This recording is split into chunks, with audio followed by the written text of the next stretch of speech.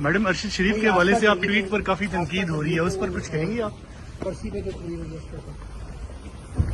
उसमें काफी कंट्रोवर्सी आसपा नहीं है कि जो बरसी के ऊपर हुआ है ताजियत के ऊपर हुआ है राशन के ऊपर। फाकी वज़ीर कानून ने इस्तीफा भी दे दिया उसके ऊपर।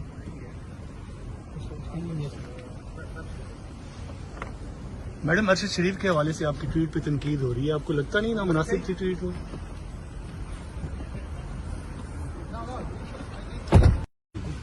मैडम अरशद शरीफ के हवाले से आपकी ट्वीट पर काफी तनकीद हो रही है, उस पर कुछ कहेंगे आप? बरसी पे जो ट्वीट हुई है उसमें काफी कंट्रोवर्सी आसपा नहीं है कि जो बरसी के ऊपर हुआ है ताजियत के ऊपर हुआ है राशन के ऊपर।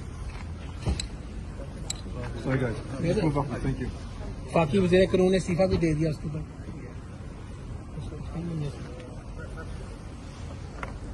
मैडम अरशद शरीफ के हवाले से आपकी ट्वीट पे तनकीद हो रही है, आपको लगता नहीं ना मुनासिब थी ट्वीट हो?